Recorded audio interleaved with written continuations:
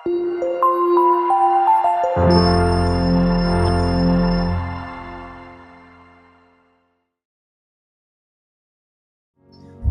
മക്കബായർ അധ്യായം 1. ദേവാലയ പ്രതിഷ്ഠ. ഒന്നാമത്തെ കത്ത്. ഈജിപ്തിലെ യഹൂദ സഹോദരന്മാർക്ക് ജെറുസലേമിലും യൂദയാദേശത്തുമുള്ള യഹൂദ സഹോദരർ സമാധാനം ആശംസിക്കുന്നു. ദൈവം നിങ്ങൾക്ക് ശുഭം വരുത്തുകയും തൻ്റെ വിശ്വസ്ത ദാസന്മാരായ അബ്രാഹത്തോടും ഇസഹാക്കിനോടും യാക്കോബിനോടും ചെയ്ത ഉടമ്പടി സ്മരിക്കുകയും ചെയ്യട്ടെ. സർവാത്മന അവിടുത്തെ ഹിതം അനുവർത്തിക്കുന്നതിനും നിങ്ങളെ അനുഗ്രഹിക്കട്ടെ. തൻ്റെ കൽപ്പനകളും പ്രമാണങ്ങളും പ്രവേശിക്കാൻ അവിടുന്ന് നിങ്ങളുടെ ഹൃദയം തുറക്കുകയും നിങ്ങൾക്ക് സമാധാനം നൽകുകയും ചെയ്യട്ടെ. അവിടുന്ന് നിങ്ങളുടെ പ്രാർത്ഥന ശ്രവിക്കുകയും നിങ്ങളോട് രഞ്ജിപ്പിലാവുകയും ചെയ്യട്ടെ. കഷ്ടകാലത്ത് നിങ്ങളെ അവിടുന്ന് കൈവെടിയാതിരിക്കട്ടെ. ഇപ്പോൾ ഇവിടെ ഞങ്ങൾ നിങ്ങൾക്ക് വേണ്ടി പ്രാർത്ഥിച്ചുകൊണ്ടിരിക്കുന്നു. 169 വർഷം ദമത്രിയൂസിന്റെ ഭരണകാലത്ത് യഹൂദരായ ഞങ്ങൾക്ക് കഠിനയാതനകൾ നേരിട്ടപ്പോൾ ഞങ്ങൾ നിങ്ങൾക്ക് എഴുതിയിരുന്നു. അക്കാലത്ത് ജാസനും കൂട്ടരും വിശുദ്ധ ദേശത്തും രാജ്യം മുഴുവനിലും കലാപമുണ്ടാക്കുകയും ദേവാലയ കവാടങ്ങൾ കത്തിച്ചു കളയുകയും നിഷ്കളങ്ക രക്തം ചിന്തുകയും ചെയ്തു. ഞങ്ങൾ കർത്താവിനോട് പ്രാർത്ഥിക്കുകയും അവിടുന്ന് അത് കേൾക്കുകയും ചെയ്തു. ഞങ്ങൾ ദഹനബലികളും ധാന്യബലികളും അർപ്പിച്ചു. ദീപം തെളിക്കുകയും കാഴ്ചയപ്പം ഒരുക്കി വയ്ക്കുകയും ചെയ്തു. 188 വർഷം കിസ്ലേവ് മാസത്തിൽ കൂടാര തിരുനാൾ ആഘോഷിക്കാൻ നിങ്ങൾ ശ്രദ്ധിക്കണം. രണ്ടാമത്തെ കത്ത്. ജെറുസലേമിലും യൂദയായിലുമുള്ളവരും ആലോചനാ സംഘവും യൂദാസും അഭിഷിക്ത പുരോഹിതന്മാരുടെ ഭവനത്തിൽപ്പെട്ടവനും ടോളമി രാജാവിന്റെ ഗുരുവുമായ അരിസ്തോബുലൂസിനും ഈജിപ്തിലെ യഹൂദർക്കും അഭിവാദനങ്ങൾ അർപ്പിക്കുകയും ആയുരാരോഗ്യങ്ങൾ നേരുകയും ചെയ്യുന്നു. കൊടിയ വിപത്തുകളിൽ നിന്ന് ഞങ്ങളെ രക്ഷിക്കുകയും രാജാവിനെതിരെ ഞങ്ങളെ തുണയ്ക്കുകയും ചെയ്ത ദൈവത്തിന് ഞങ്ങൾ കൃതജ്ഞത സമർപ്പിക്കുന്നു. വിശുദ്ധ നഗരത്തെ ആക്രമിച്ചവരെ അവിടുന്ന് തുരത്തി. പേർഷ്യയിലെത്തിയ സേനാധിപതിയും അപ്രതിരോധ്യമായ സേനയും നനയ ക്ഷേത്രത്തിൽ വച്ച് നനയായുടെ പുരോഹിതന്മാരുടെ ചതിപ്രയോഗത്താൽ വധിക്കപ്പെട്ടു. വൻപിച്ച ക്ഷേത്ര നിക്ഷേപം സ്ത്രീധനമായി കൈവശമാക്കാൻ മോഹിച്ച അന്തിയോക്കസ് നനയ ദേവിയെ പരിഗ്രഹിക്കാനെന്ന ഭാവേന അനുചരന്മാരുമൊത്ത് അവിടെ എത്തി. ക്ഷേത്ര പുരോഹിതന്മാർ നിക്ഷേപങ്ങൾ അവരുടെ മുൻപിൽ നിരത്തിവെച്ചു. അന്തിയോക്കസ് ഏതാനും പേരോടുകൂടെ ക്ഷേത്രവളപ്പിൽ പ്രവേശിച്ചയുടനെ അവർ വാതിൽ അടച്ചു. മച്ചിലെ ഒളിവാതിൽ തുറന്ന് കല്ലെറിഞ്ഞ് അവർ സേനാധിപതിയെയും അനുയായികളെയും വീഴ്ത്തി. അംഗഭംഗപ്പെടുത്തുകയും തലവെട്ടി പുറത്തുള്ളവർക്ക് എറിഞ്ഞുകൊടുക്കുകയും ചെയ്തു. അധർമ്മികൾക്ക് തക്ക ശിക്ഷ നൽകിയ ദൈവം എല്ലാവിധത്തിലും വാഴ്ത്തപ്പെടട്ടെ. കിസ്ലേവ് മാസം 25 ദിവസം ഞങ്ങൾ ദേവാലയ ശുദ്ധീകരണ തിരുനാൾ ആഘോഷിക്കുന്ന വിവരം നിങ്ങളും അറിയേണ്ടതാണ്. കാരണം കൂടാര തിരുനാളുകളും ദേവാലയവും ബലിപീഠവും നിർമ്മിച്ച നെഹമിയ ബലികൾ അർപ്പിച്ചപ്പോൾ നൽകപ്പെട്ട അഗ്നിയുടെ തിരുനാളും നിങ്ങളും ആഘോഷിക്കേണ്ടതാണല്ലോ. നമ്മുടെ പിതാക്കന്മാർ അടിമകളായി പേർഷ്യയിലേക്ക് നയിക്കപ്പെട്ടപ്പോൾ ഭക്തന്മാരായ പുരോഹിതന്മാർ ബലിപീഠത്തിൽ നിന്ന് അല്പം അഗ്നിയെടുത്ത് പൊട്ടക്കിണറ്റിൽ ഒളിച്ചുവച്ചു. അത് രഹസ്യമായിരിക്കാൻ അവർ വേണ്ട മുൻകരുതലുകളും ചെയ്തു. വളരെ കൊല്ലങ്ങൾക്കു ശേഷം ദൈവകൃപയാൽ പേർഷ്യ രാജാവ് നിയോഗിച്ച നെഹമിയ പുരോഹിതന്മാർ ഒളിച്ചു സൂക്ഷിച്ച അഗ്നി എടുത്തുകൊണ്ടുവരാൻ അവരുടെ പിൻഗാമികളോട് നിർദ്ദേശിച്ചു. അവർ മടങ്ങി വന്ന് അഗ്നി കണ്ടെത്തിയില്ലെന്നും എന്നാൽ ഒരു കൊഴുത്ത ദ്രാവകം കണ്ടെന്നും അറിയിച്ചു. അത് കോരിക്കൊണ്ടുവരുവാൻ നെഹമിയ ആജ്ഞാപിച്ചു. ബലിവസ്തുക്കൾ ഒരുക്കുമ്പോൾ വിറകിന്മേലും ബലിവസ്തുവിന്മേലും ആ ദ്രാവകം തളിക്കാൻ പുരോഹിതന്മാരോട് അവൻ നിർദ്ദേശിച്ചു. അപ്രകാരം ചെയ്ത് അല്പനേരം കഴിഞ്ഞപ്പോൾ മേഘാവൃതമായിരുന്ന സൂര്യൻ തെളിയുകയും വലിയൊരഗ്നി ആളിക്കത്തുകയും ചെയ്തു.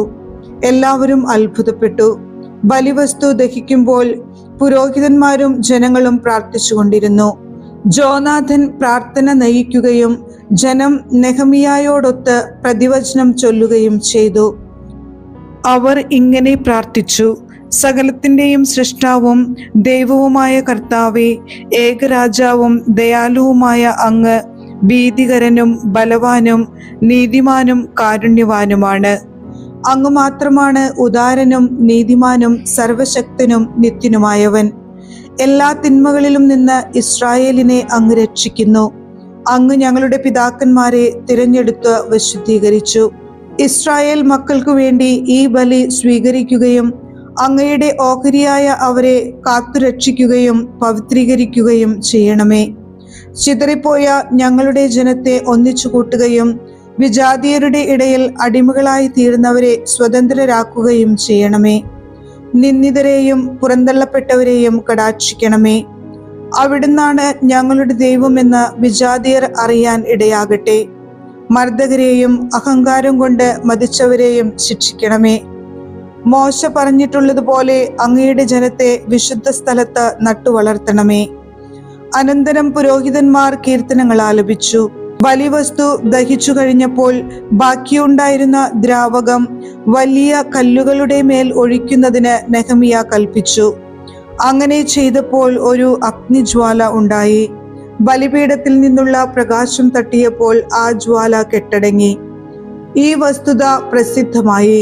പ്രവാസത്തിലേക്ക് നയിക്കപ്പെട്ട പുരോഹിതന്മാർ അഗ്നി സൂക്ഷിച്ചിരുന്ന സ്ഥലത്ത് ഒരു ദ്രാവകം കണ്ടെന്നും അതുപയോഗിച്ച് നെഹമ്യായും അനുചരന്മാരും ബലിവസ്തുക്കൾ ദഹിപ്പിച്ചെന്നും കേട്ട പേർഷ്യ രാജാവ് വസ്തുതകളെപ്പറ്റി അന്വേഷിക്കുകയും ആ സ്ഥലം വിശുദ്ധമായി പ്രഖ്യാപിച്ച് ചുറ്റും മതില് കെട്ടുകയും ചെയ്തു. തനിക്ക് പ്രീതി തോന്നിയവർക്കെല്ലാം രാജാവ് നല്ല സമ്മാനം കൊടുത്തു. നെഹമ്യായും അനുചരന്മാരും ആ സ്ഥലത്തിന് ശുദ്ധീകരണം എന്നർത്ഥമുള്ള നെഫ്താർ എന്ന് പേരിട്ടു. എന്നാൽ അധികം പേരും നഫ്ത എന്ന് വിളിക്കുന്നു. അധ്യായം 2. മുൻപ് പറഞ്ഞതുപോലെ നാടുകടത്തപ്പെട്ടവരോട് ജെറമിയ പ്രവാചകൻ അല്പം അഗ്നിയെടുത്ത് സൂക്ഷിക്കാൻ ആജ്ഞാപിച്ചു. നിയമം നൽകിയതിനു ശേഷം അവരോട് കർത്താവിന്റെ കൽപ്പന വിസ്മരിക്കരുതെന്നും സ്വർണം കൊണ്ടും വെള്ളി കൊണ്ടുമുള്ള വിഗ്രഹങ്ങളും അവയുടെ അലങ്കാരങ്ങളും കണ്ട് വഴിതെറ്റി പോകരുതെന്നും അവരുടെ ഹൃദയത്തിൽ നിന്ന് നിയമം വെടിയരുതെന്നും അവൻ ഉപദേശിച്ചു. ഇതെല്ലാം രേഖകളിൽ കാണുന്നുണ്ട്.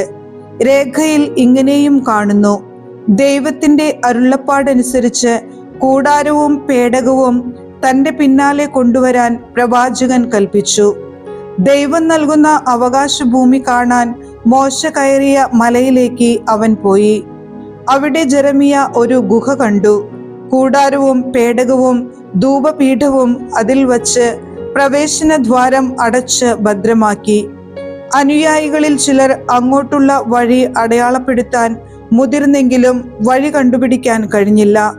ജെറമിയ ഇതറിഞ്ഞ് ശകാരിച്ചുകൊണ്ട് പറഞ്ഞു: ദൈവം തന്റെ ജനത്തെ വീണ്ടും ഒരുമിച്ച് കൂട്ടുകയും അവരോട് കരുണ കാണിക്കുകയും ചെയ്യുന്നതുവരെ ഈ സ്ഥലം അജ്ഞാതമായിരിക്കും.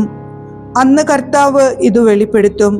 മോശയുടെ കാര്യത്തിലും സ്ഥലത്തെ പവിത്രീകരിക്കണമെന്ന് പ്രാർത്ഥിച്ച സോളമന്റെ കാര്യത്തിലും സംഭവിച്ചതുപോലെ കർത്താവിന്റെ മഹത്വവും മേഘവും അന്ന് പ്രത്യക്ഷപ്പെടും. ജ്ഞാനിയായ സോളമൻ ദേവാലയ പൂർത്തീകരണത്തിന്റെയും പ്രതിഷ്ഠയുടെയും ബലി അർപ്പിച്ചു എന്ന് വ്യക്തമാണ്. മോശ കർത്താവിനോട് പ്രാർത്ഥിച്ചപ്പോൾ ആകാശത്തു നിന്ന് അഗ്നി ഇറങ്ങി ബലിവസ്തുക്കൾ ദഹിപ്പിച്ചതുപോലെ സോളമൻ പ്രാർത്ഥിച്ചപ്പോഴും സംഭവിച്ചു. പാപപരിഹാര ബലിയായി അർപ്പിക്കപ്പെട്ടവ ഭക്ഷിക്കാൻ പാടില്ലാത്തതിനാലാണ് അവ ദഹിപ്പിക്കപ്പെട്ടത് എന്ന് മോശ പറഞ്ഞു. സോളമൻ 8 ദിവസം ഇതുപോലെ തിരുനാൾ ആഘോഷിച്ചു. ഇക്കാര്യങ്ങൾ രേഖകളിലും നെഹമ്യായുടെ സ്മരണകളിലും എഴുതപ്പെട്ടിട്ടുണ്ട്. നെഹമ്യ ഒരു ഗ്രന്ഥശാല സ്ഥാപിച്ചെന്നും രാജാക്കന്മാരെയും പ്രവാചകന്മാരെയും കുറിച്ചുള്ള ഗ്രന്ഥങ്ങളും ദാവീദിന്റെ കൃതികളും സ്വാഭിഷ്ട കാഴ്ചകളെ കുറിച്ചുള്ള രാജാക്കന്മാരുടെ ശാസനങ്ങളും അതിൽ സംഭരിച്ചെന്നും അവയിൽ കാണുന്നു. കൂടാതെ യുദ്ധത്തിൽ ഞങ്ങൾക്ക് നഷ്ടപ്പെട്ടു പോയ ഗ്രന്ഥങ്ങളും യൂദാസ് സംഭരിച്ചു. അവ ഞങ്ങളുടെ കൈവശമുണ്ട്. നിങ്ങൾക്ക് ആവശ്യമുണ്ടെങ്കിൽ ആളയക്കുക, കൊടുത്തുവിടാം. നിയമം വഴി വാഗ്ദാനം ചെയ്തിരുന്നതുപോലെ ദൈവം തന്റെ ജനത്തെ രക്ഷിക്കുകയും അവർക്ക് അവകാശം തിരികെ കൊടുക്കുകയും രാജത്വവും പൗരോഹിത്യവും വിശുദ്ധീകരണവും പുനഃസ്ഥാപിക്കുകയും ചെയ്തു.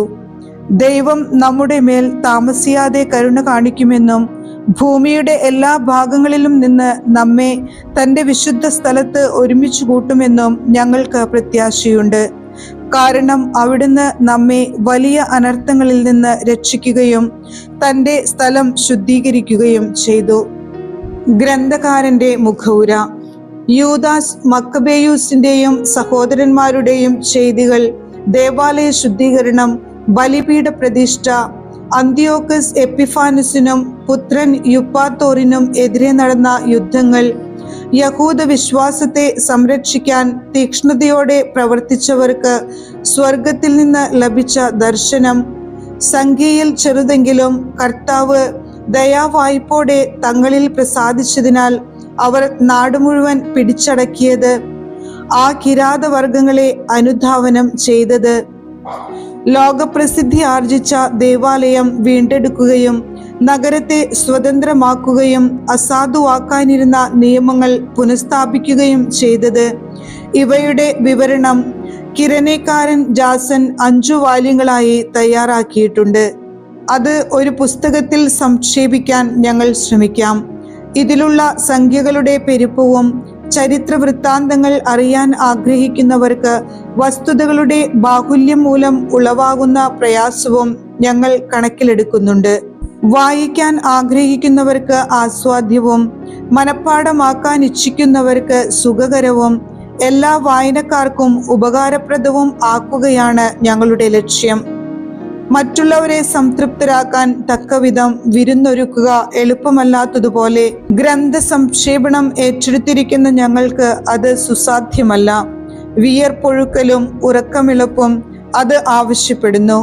എങ്കിലും ഏറെ പേരെ സംതൃപ്തരാക്കാൻ വേണ്ടി ക്ലേശകരമായ ഈ ജോലി ഞങ്ങൾ സന്തോഷത്തോടെ നിർവഹിക്കുന്നു.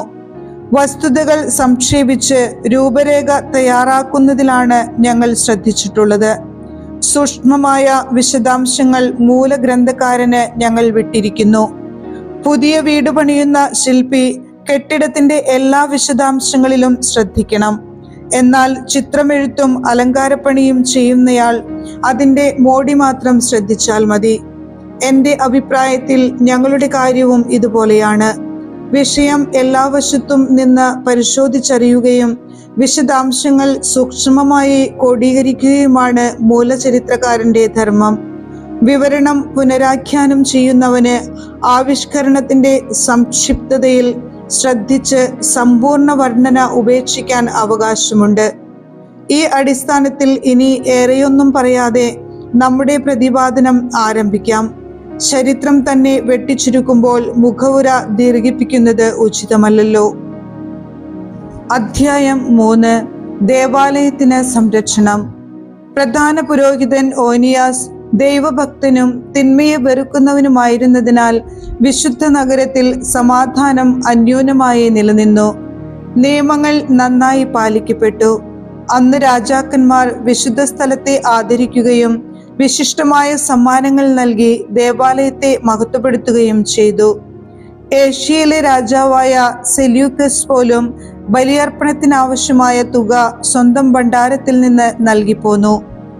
എന്നാൽ ബെഞ്ചമിൻ ഗോത്രജനായ ശിമയോൻ ദേവാലയ വിചാരിപ്പുകാരനായി നിയമിക്കപ്പെട്ടപ്പോൾ നഗരത്തിലെ ചന്തയുടെ നടത്തിപ്പ് സംബന്ധിച്ച് പ്രധാന പുരോഹിതൻ ഓനിയാസുമായി ഇടഞ്ഞു. ഓനിയാസ് വഴങ്ങാത്തതിനാൽ ശിമയോൻ ദക്ഷിണ സിറിയയുടെയും ഫെനീഷ്യയുടെയും അധിപതിയും താർസൂസുകാരനുമായ അപ്പോലോണിയൂസിനെ സമീപിച്ചു. ജെറുസലേമിലെ ഭണ്ഡാരം കണക്കില്ലാത്ത പണം കൊണ്ട് നിറഞ്ഞെന്നും അത് ബലിയർപ്പണത്തിന്റെ ഇനത്തിൽപ്പെടുന്നതല്ലെന്നും രാജാവിന്റെ നിയന്ത്രണത്തിൽ വരുത്താൻ കഴിയുമെന്നും അവൻ അറിയിച്ചു. രാജാവിനെ സന്ദർശിച്ച് അപ്പോലോണിയൂസ് ഈ പണത്തെപ്പറ്റി തനിക്ക് കിട്ടിയ വിവരങ്ങൾ പറഞ്ഞു. പണം എടുത്തു മാറ്റുന്നതിന് തന്റെ കാര്യസ്ഥനായ ഹെലിയോദോറസിനെ രാജാവ് നിയോഗിച്ചു. ഹെലിയോദോറസ് ഉടൻ തന്നെ ദക്ഷിണ സിറിയയിലെയും ഫെനീഷ്യയിലെയും നഗരങ്ങൾ പരിശോധിക്കാനെന്ന ഭാവേന പുറപ്പെട്ടു. രാജകൽപ്പന നടപ്പിലാക്കുകയായിരുന്നു അവന്റെ യഥാർത്ഥ ഉദ്ദേശ്യം. ജെറുസലേമിൽ എത്തിയപ്പോൾ പ്രധാന പുരോഹിതൻ അവനെ സൗഹാർദ്ദപൂർവം സ്വീകരിച്ചു. ആഗമനോദ്ദേശം അറിയിച്ച ശേഷം അവൻ തനിക്ക് ലഭിച്ചിരുന്ന വിവരങ്ങളുടെ സത്യാവസ്ഥയെക്കുറിച്ച് ആരാഞ്ഞു. വിധവകളുടെയും അനാഥരുടെയും നിക്ഷേപങ്ങളും തോബിയാസിന്റെ പുത്രനും ഉന്നത സ്ഥാനിയുമായ ഹിർക്കാനൂസിന്റെ നിക്ഷേപവും ചേർന്ന് മൊത്തം 400 താലന്ത് വെള്ളിയും 200 താലന്ത് സ്വർണവും ഉണ്ടെന്ന് പ്രധാന പുരോഹിതൻ വിശദീകരിച്ചു.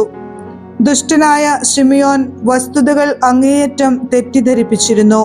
ലോകം മുഴുവൻ ആദരിക്കുന്ന ആ ദേവാലയത്തിന്റെ പവിത്രതയിലും അപങ്കുരതയിലും ആ സ്ഥലത്തിന്റെ പരിശുദ്ധിയിലും വിശ്വാസം അർപ്പിച്ചിരിക്കുന്ന ജനത്തോട് തെറ്റു ചെയ്യുക അസാധ്യമാണെന്നും അവൻ പറഞ്ഞു. എന്നാൽ രാജകൽപ്പനയുള്ളതിനാൽ പണമെല്ലാം രാജഭണ്ഡാരത്തിലേക്ക് കണ്ടുകെട്ടേണ്ടതാണെന്ന് ഹെലിയോദോറസ് പറഞ്ഞു. അനന്തരം അവൻ ഒരു ദിവസം നിശ്ചയിച്ച് നിക്ഷേപ പരിശോധനയുടെ മേൽനോട്ടം വഹിക്കാൻ അകത്തു പ്രവേശിച്ചു. നഗരം ദുഃഖത്തിലാണ്ടു. പുരോഹിതന്മാർ ഔദ്യോഗിക വസ്ത്രങ്ങൾ അണിഞ്ഞ് ബലിപീഠത്തിനു മുൻപിൽ സാഷ്ടാംഗം വീണ് നിക്ഷേപത്തെക്കുറിച്ച് നിയമം നൽകിയ ദൈവത്തോട് അവ നിക്ഷേപകർക്കായി കാത്തുസൂക്ഷിക്കണമെന്ന് പ്രാർത്ഥിച്ചു. പ്രധാന പുരോഹിതന്റെ അപ്പോഴത്തെ നില ഹൃദയഭേദകമായിരുന്നു. അവന്റെ മുഖഭാവവും വൈവർണ്യവും ഹൃദയവ്യതയെ വ്യക്തമാക്കി. അവന്റെ ഹൃദയവേദന കാണുന്നവർക്ക് വ്യക്തമാകത്തക്ക വിധം അവനെ ഭയവും വിറയലും ബാധിച്ചു. വിശുദ്ധ മന്ദിരം അവഹേളിക്കപ്പെടാൻ പോകുന്നു എന്നറിഞ്ഞ് ജനം തങ്ങളുടെ വീടുവിട്ടിറങ്ങി കൂട്ടമായി പ്രാർത്ഥനയ്ക്ക് വന്നു. സ്ത്രീകൾ ചാക്കുടുത്ത് തെരുവീതികളിൽ തടിച്ചുകൂടി. വീട്ടിനുള്ളിൽ ഒതുങ്ങിക്കഴിഞ്ഞിരുന്ന കന്യകമാരിൽ ചിലർ മതിലിലേക്കും ചിലർ കവാടങ്ങളിലേക്കും ഓടി. മറ്റു ചിലർ ജാലകങ്ങളിലൂടെ പുറത്തേക്ക് നോക്കി. എല്ലാവരും സ്വർഗത്തിലേക്ക് കരങ്ങൾ ഉയർത്തി പ്രാർത്ഥിച്ചു. ജനം ഒരുമിച്ചുകൂടി സാഷ്ടാംഗം വീണുകിടക്കുന്നതും ഉത്കണ്ഠയാർന്ന മഹാപുരോഹിതൻ കഠിനവേദന അനുഭവിക്കുന്നതും അതിദയനീയമായ കാഴ്ചയായിരുന്നു. വിശ്വസിച്ചേൽപ്പിച്ച നിക്ഷേപങ്ങൾ ഉടമസ്ഥർക്കു വേണ്ടി കാത്തുസൂക്ഷിക്കണമേ എന്ന് അവർ സർവശക്തനായ കർത്താവിനോട് വിളിച്ചപേക്ഷിക്കുമ്പോൾ ഹെലിയോദോറസ് ലക്ഷ്യത്തിലേക്ക് നീങ്ങിക്കൊണ്ടിരുന്നു. അവൻ അംഗരക്ഷകരോടൊത്ത് ഭണ്ഡാരത്തെ സമീപിച്ചപ്പോൾ സകല ശക്തികളുടെയും സമ്രാട്ടും പരമാധികാരിയുമായവൻ അതിമഹത്തായ ശക്തി പ്രകടിപ്പിച്ചു. ഹെലിയോദോറസിനെ അനുഗമിക്കാൻ ധൈര്യം കാണിച്ചവർ ദൈവത്തിന്റെ ശക്തി ദർശിച്ച് സ്തബ്ധരും ഭയചകിതരുമായി. പ്രൗഢമായ കോപ്പുകൾ അണിഞ്ഞ ഒരു കുതിര ഭയാനകമായ മുഖഭാവമുള്ള ഒരുവനെ വഹിച്ചുകൊണ്ട് അവരുടെ മുൻപിൽ പ്രത്യക്ഷപ്പെട്ടു. അത് ഹെലിയോദോറസിന്റെ നേരെ കോപാവേശത്തോടെ പാഞ്ഞു ചെന്ന് മുൻകാലുകൾ കൊണ്ട് അവനെ തൊഴിച്ചു. കുതിരപ്പുറത്തിരുന്നവൻ സ്വർണം കൊണ്ടുള്ള പടച്ചട്ടയും ആയുധങ്ങളും ധരിച്ചിരിക്കുന്നതായി കാണപ്പെട്ടു. അസാമാന്യ കരുത്തുള്ള അതീവ സുന്ദരന്മാരായ 2 യുവാക്കൾ മനോഹര വസ്ത്രങ്ങൾ അണിഞ്ഞ് ഹെലിയോദോറസിന്റെ ഇരുവശങ്ങളിലും നിന്ന് അവനെ നിരന്തരമായി പ്രഹരിക്കുന്നതായും കാണപ്പെട്ടു. അവൻ പെട്ടെന്ന് നിലം പതിച്ചു. അന്ധകാരം അവനെ മൂടി. അനുയായികൾ വന്ന് അവനെ എടുത്ത് മഞ്ചത്തിൽ കിടത്തി. അവർ അവനെ പുറത്തേക്ക് കൊണ്ടുപോയി. വലിയ അകമ്പടിയോടും അംഗരക്ഷകരോടും കൂടെ മേൽപ്പറഞ്ഞ ഭണ്ഡാരത്തിൽ പ്രവേശിച്ച ഇവൻ അപ്പോൾ തന്നെ തികച്ചും നിസ്സഹായനായിത്തീർന്നു. അവർ ദൈവത്തിന്റെ പരമമായ ശക്തി ദർശിച്ചു. ദൈവത്തിന്റെ കരം ഏറ്റ് സംസാരശക്തി നഷ്ടപ്പെട്ട് അത് വീണ്ടുകിട്ടുമെന്ന പ്രതീക്ഷയറ്റ് ഹെലിയോദോറസ് നിലത്തു വീണു കിടക്കുമ്പോൾ സ്വന്തം ആലയം രക്ഷിക്കാൻ അത്ഭുതകരമായി പ്രവർത്തിച്ച കർത്താവിനെ യഹൂദജനം വാഴ്ത്തി.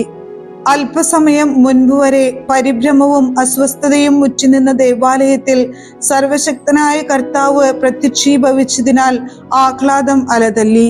അന്ത്യശ്വാസം വലിക്കുകയായിരുന്ന ഹെലിയോദോറസിന്റെ ജീവനു വേണ്ടി അത്യുന്നതനോട് പ്രാർത്ഥിക്കാൻ അവന്റെ മിത്രങ്ങളിൽ ചിലർ ഓനിയാസിനോട് അഭ്യർത്ഥിച്ചു. യഹൂദർ ഹെലിയോദോറസിനെതിരെ ചതി പ്രയോഗിച്ചെന്ന് രാജാവ് വിചാരിച്ചേക്കുമോ എന്ന് ഭയന്ന പ്രധാന പുരോഹിതൻ അവന്റെ സുഖപ്രാപ്തിക്കായി ബലിയർപ്പിച്ചു. പ്രധാന പുരോഹിതൻ പരിഹാര ബലി അർപ്പിക്കുമ്പോൾ അതേ യുവാക്കന്മാർ വിഭൂഷകൾ അണിഞ്ഞ് ഹെലിയോദോറസിന് വീണ്ടും പ്രത്യക്ഷപ്പെട്ട് പറഞ്ഞു, പ്രധാന പുരോഹിതനായ ഓനിയാസിനോട് നന്ദിയുള്ളവനായിരിക്കുക.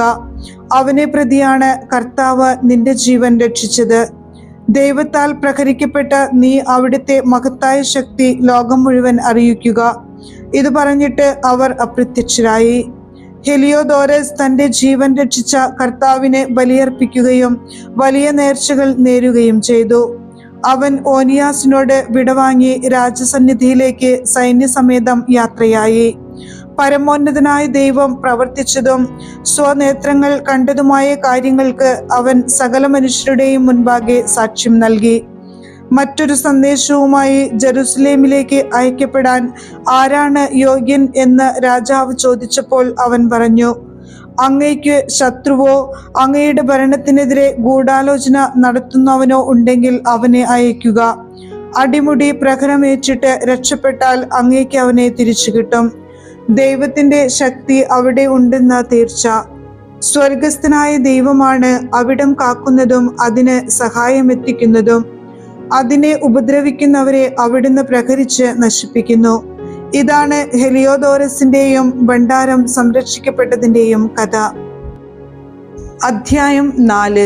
ഓനിയാസിനെതിരെ ആരോപണങ്ങൾ. ഹെലിയോദോരസിനെ പ്രേരിപ്പിച്ച് അനർത്ഥങ്ങൾക്കിടയാക്കിയത് ഓനിയാസാണെന്ന് ധനത്തെക്കുറിച്ചുള്ള വിവരങ്ങൾ നൽകി സ്വരാജ്യത്തെ വഞ്ചിച്ച പ്രസ്തുത ശിമിയോൻ പറഞ്ഞു പരത്തി. നഗരത്തിന്റെ ഉപകാരിയും ജനത്തിന്റെ സംരക്ഷകനും നിയമങ്ങളിൽ തീക്ഷ്ണമതിയുമായ അവനെ ഭരണകൂടത്തെ എതിർക്കുന്ന ഉപജാപകനായി മുദ്രകുത്താൻ അവൻ മടിച്ചില്ല.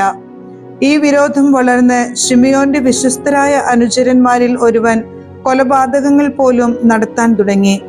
അപ്പോൾ ശിമിയോന്റെ വിരോധം ഗുരുതരമാണെന്നും മെനസ്തേവൂസിന്റെ പുത്രനും ദക്ഷിണ സിറിയയുടെയും ഫിനീഷ്യയുടെയും ഭരണാധിപനുമായ അപ്പോലോണിയൂസ് അവന്റെ ദുഷ്ടതയ്ക്ക് മൂർച്ച കൂട്ടുന്നുവെന്നും ഓനിയാസ് മനസ്സിലാക്കി.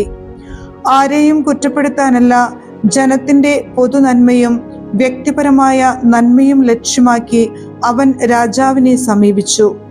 രാജാവ് ഇടപെട്ടില്ലെങ്കിൽ പൊതുകാര്യങ്ങൾ സമാധാനപരമായ ഒത്തുതീർപ്പിലെത്തുകയില്ലെന്നും ശിമിയോൻ അവിവേകം അവസാനിപ്പിക്കുകയില്ലെന്നും അവൻ മനസ്സിലാക്കിയതുകൊണ്ടാണ് ഇങ്ങനെ ചെയ്തത്. ജാസൻ പ്രധാന പുരോഹിതൻ. സെല്യൂക്കസ് മരിച്ചതിനു ശേഷം എപ്പിഫാനസ് എന്ന് വിളിക്കപ്പെടുന്ന അന്ത്യോക്കസ് രാജാവായപ്പോൾ ഓനിയാസിന്റെ സഹോദരൻ ജാസൻ കോഴ കൊടുത്ത് പ്രധാന പുരോഹിത സ്ഥാനം കൈക്കലാക്കി. അവൻ രാജാവിനെ കണ്ട് 360 താലന്തും വേറൊരു ഇനത്തിൽ 80 താലന്തും വെള്ളി വാഗ്ദാനം ചെയ്തു. തന്റെ അധികാരത്തിൽ ഒരു കായികാഭ്യാസ കളരിയും യുവജന സംഘവും സ്ഥാപിക്കാൻ അനുവദിക്കുകയും ജെറുസലേം പൗരന്മാരെ അന്ത്യോക്യ പൗരന്മാരായി അംഗീകരിക്കുകയും ചെയ്താൽ 150 താലന്ത് കൂടി കൊടുക്കാമെന്നും അവൻ സമ്മതിച്ചു. രാജാവിന്റെ അനുമതി നേടി ജാസൻ പുരോഹിത സ്ഥാനം ഏറ്റെടുത്ത ഉടനെ ജനത്തെ ഗ്രീക്കു സമ്പ്രദായങ്ങളിലേക്ക് തിരിച്ചു തുടങ്ങി. റോമാക്കാരുമായി സഖ്യം സ്ഥാപിക്കാൻ ദൂതനായി പോയ യൂപ്പോളേമൂസിന്റെ പിതാവായ യോഹന്നാൻ യഹൂദർക്ക് നേടിക്കൊടുത്ത രാജകീയ ആനുകൂല്യങ്ങൾ അവൻ അവഗണിച്ചു. ജാസൻ നിയമാനുസൃതമായ ജീവിത സമ്പ്രദായങ്ങൾ നാട്ടിൽ നിന്ന് നിർമാർജനം ചെയ്ത് നിയമവിരുദ്ധമായ പുതിയ ആചാരങ്ങൾ ഏർപ്പെടുത്തി. അവൻ ഉത്സാഹത്തോടെ കോട്ടയ്ക്കു നേരെ താഴെ ഒരു കായികാഭ്യാസ കളരി സ്ഥാപിക്കുകയും ഗ്രീക്ക് തൊപ്പി ധരിക്കാൻ കുലീന യുവാക്കളെ നിർബന്ധിക്കുകയും ചെയ്തു. അധർമ്മിയും പ്രധാന പുരോഹിതനെന്ന് ഭാവിച്ചവനുമായ ജാസന്റെ അതിരറ്റ ദുഷ്ടത നിമിത്തം ജനം യവനാചാരങ്ങളും വിദേശീയ സമ്പ്രദായങ്ങളും അങ്ങേയറ്റം വരെ സ്വീകരിച്ചു. പുരോഹിതന്മാർക്ക് ബലിപീഠ ശുശ്രൂഷയിൽ ശുഷ്കാന്തി നശിച്ചു. ചക്രത്തളിക ഏറിന് സമയമായാലുടൻ പുരോഹിതന്മാർ വിശുദ്ധ മന്ദിരത്തെ അവഗണിക്കുകയും ബലിയർപ്പണത്തിൽ അനാസ്ഥ കാണിക്കുകയും ചെയ്തുകൊണ്ട് പരിപാടികളിൽ സംബന്ധിക്കാൻ മത്സര രംഗത്തേക്ക് കുതിക്കുകയായി. പിതാക്കന്മാർ വിലമതിച്ചതെല്ലാം അവർ പുച്ഛിച്ചു തള്ളുകയും ഗ്രീക്കുകാർ ആദരിച്ചതെല്ലാം വിലമതിക്കുകയും ചെയ്തു. തന്മൂലം അവർ കൊടിയ വിപത്തുകളിൽ അകപ്പെട്ടു. അവർ മാനിക്കുകയും അന്യോന്യം അനുകരിക്കാൻ ഇച്ഛിക്കുകയും ചെയ്ത ജീവിത സമ്പ്രദായങ്ങളുടെ ഉടമകൾ ശത്രുക്കളായി തീർന്ന് അവരെ ശിക്ഷിച്ചു. ദൈവിക നിയമങ്ങളോട് അനാദരം കാണിക്കുന്നത് നിസ്സാരമല്ല. ഭാവി സംഭവങ്ങൾ ഈ വസ്തുത തെളിയിക്കും. ടൈറിൽ രാജാവിന്റെ സാന്നിധ്യത്തിൽ ചതുർവാർഷിക മത്സരങ്ങൾ നടക്കുമ്പോൾ നീചനായ ജാസൻ അന്ത്യോക്യ പൗരന്മാരായി ജെറുസലേമിൽ നിന്ന് തിരഞ്ഞെടുത്ത ദൂതന്മാരെ ഹെർക്കുലിസിന് ബലിയർപ്പിക്കാൻ 300 ദ്രാക്മ വെള്ളിയുമായി അങ്ങോട്ടയച്ചു. പണം കൊണ്ടുപോയവർ അത് ഹെർക്കുലിസിന് ബലിയർപ്പിക്കാൻ ഉപയോഗിക്കുന്നത് അനുചിതമാണെന്ന് കരുതി മറ്റൊരു കാര്യത്തിന് വിനിയോഗിച്ചു. പണം കൊടുത്തയച്ചവൻ അതുകൊണ്ട് ഹെർക്കുലിസിന് ബലിയർപ്പിക്കാനാണ് ഉദ്ദേശിച്ചതെങ്കിലും അത് കൊണ്ടുപോയവർ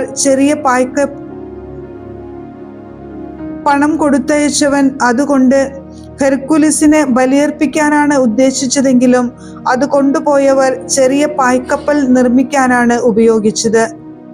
ഈജിപ്തിൽ ഫിലോമെത്തോറിന്റെ കിരീടധാരണത്തിൽ സംബന്ധിക്കാൻ മെനസ്തേവൂസിന്റെ പുത്രൻ അപ്പോലോണിയൂസ് അയക്കപ്പെട്ടപ്പോൾ ഫിലോമെത്തോറിന് തന്നോട് ശത്രുതയുണ്ടെന്ന് അന്തിയോക്കസ് മനസ്സിലാക്കി.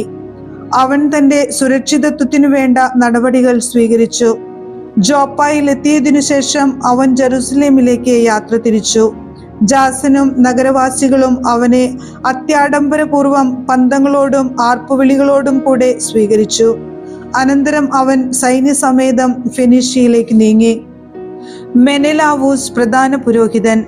3 വർഷം കഴിഞ്ഞ് ജാസൻ മുൻപ് പറഞ്ഞ ഷിമയോന്റെ സഹോദരൻ മെനെലാവൂസിനെ രാജാവിന്റെ അടുത്ത് പണം എത്തിക്കാനും സുപ്രധാന കാര്യങ്ങളെക്കുറിച്ചുള്ള രാജാവിന്റെ തീരുമാനം അറിയാനുമായി അയച്ചു.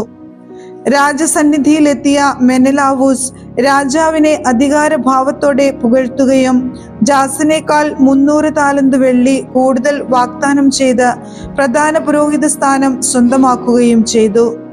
രാജതിട്ടൂരം നേടി മടങ്ങിയെത്തിയ അവന് പ്രധാന പുരോഹിത സ്ഥാനത്തിനു വേണ്ട ഗുണങ്ങളൊന്നുമില്ലായിരുന്നു. ക്രൂരനായ സ്വേച്ഛാധിപതിയുടെ ഉഗ്രകോപവും വന്യമൃഗത്തിന്റെ ക്രൂരതയും മാത്രമുണ്ടായിരുന്നു. സഹോദരനെ സ്ഥാനഭ്രഷ്ടനാക്കിയ ജാസൻ സ്ഥാനഭ്രഷ്ടനാക്കപ്പെട്ടു. അവന് അമ്മോൻ നാട്ടിലേക്ക് പലായനം ചെയ്യേണ്ടതായും വന്നു. മെനെലാവൂസ് പുരോഹിത സ്ഥാനം കയ്യേറ്റെങ്കിലും വാഗ്ദാനം ചെയ്ത തുക രാജാവിന് ക്രമമായി കൊടുത്തില്ല. കോട്ടയുടെ അധിപനും നികുതി പിരിക്കാൻ ചുമതലപ്പെട്ടവനുമായ സൊസ്ത്രാത്തൂസ് അവനോട് പണം ആവശ്യപ്പെട്ടുകൊണ്ടിരുന്നു. ഇക്കാര്യത്തെ ചൊല്ലി രാജാവ് ഇരുവരെയും വിളിച്ചു വരുത്തി. പുറപ്പെടുന്നതിനു മുൻപ് മെലിനാവൂസ് സഹോദരൻ ലിസിമാക്കൂസിനെ പ്രധാന പുരോഹിതന്റെ ചുമതല ഏൽപ്പിച്ചു. സൊസ്ത്രാത്തൂസ് തനിക്ക് പകരം സൈപ്രസ് ഗണത്തിന്റെ സേനാധിപനായ ക്രാത്യസിനെ നിയോഗിച്ചു. ഓനിയാസ് വധിക്കപ്പെടുന്നു. ഇക്കാലത്ത് രാജാവ് തന്റെ ഉപനാരിയായ അന്തിയോക്കസിന് താർസൂസ്, മല്ലൂസ് എന്നീ നഗരങ്ങൾ സമ്മാനിച്ചതിനാൽ അവിടെ ജനങ്ങൾ കലാപമുണ്ടാക്കി. അതിനാൽ രാജാവ് ഉന്നതസ്ഥാനിയായ അന്ത്രോനിക്കൂസിനെ തന്റെ ചുമതലകൾ ഏൽപ്പിച്ചിട്ട് ലഹളയൊതുക്കാൻ അതിവേഗം യാത്രയായി. പറ്റിയ സന്ദർഭമെന്നു കണ്ട് മെനെലാവൂസ് ദേവാലയത്തിലെ സ്വർണപാത്രങ്ങളിൽ ചിലത് മോഷ്ടിച്ച് അന്ത്രോനിക്കൂസിന് നൽകി. മറ്റു പാത്രങ്ങൾ അവൻ ടൈറിനും സമീപ നഗരങ്ങൾക്കും വിറ്റുകഴിഞ്ഞിരുന്നു.